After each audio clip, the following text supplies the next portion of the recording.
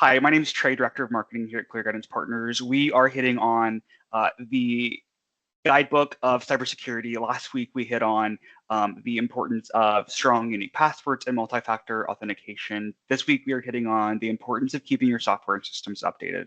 Dustin, do you want to go off that? Yeah, absolutely. So this one is one where it's like good news, right? If we did this 10 years ago, it would be a lot rougher. It's you need to install your Windows updates, this, that, and the other. Apple, Microsoft, a lot of the companies don't give you much of an option anymore. I know it just annoys the heck out of all of us that there's constant updates, things change. I have an Android phone right now that doesn't work well with my car anymore because there was a bad update that came out. The flip side of that, though, is the security gets a lot better on that stuff.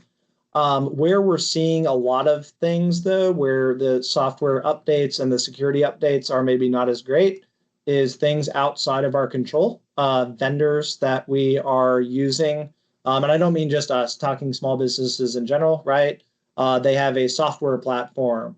One great example that's going on right now is if you've had the pleasure or maybe had to suffer through New Outlook, it's coming. Microsoft said, I think April 2025 that it's going to be forced on everyone.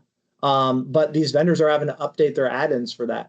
The problem is the new add-in system has been around for a couple of years now. So this shouldn't be a surprise. This shouldn't be such a struggle, but it is because the vendors aren't sitting there and updating their software to the latest and greatest because it does take a lot of work. But the new Outlook is forcing them to, and that actually has some improvements for security. So you see that as well with things like Office 365 and Google Apps. There's certain structures where they do have to go through that, or even the vendors to where maybe they have their own data center, or they're putting servers at your company's office, things like that, or if you still have servers on premise. So having to look at those vendors, making sure that they are doing updates, that they're able to support the new technologies coming out, being forced on us by Microsoft, by Apple.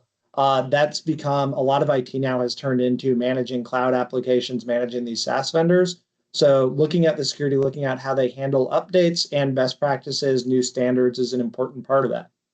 The other part that we see a lot now too is on the server side of it, that you have your own servers or even they're up in the cloud, which means they're just running servers running on somebody else's equipment, right? But you may still be responsible for updating those.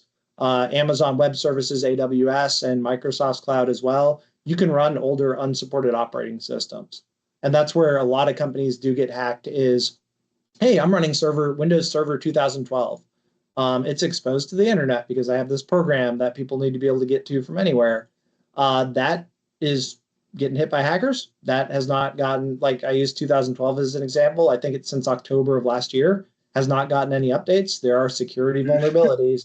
You got to move that on to the newer operating system platform. You need to make sure that that's getting updated. Your firewalls, things like that. So there is still a lot of pieces that need to get updated.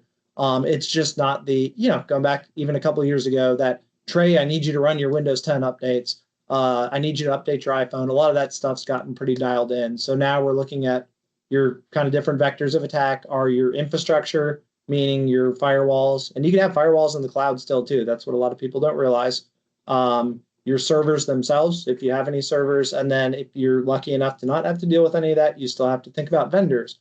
Are they doing the security updates they're supposed to? Is my data protected?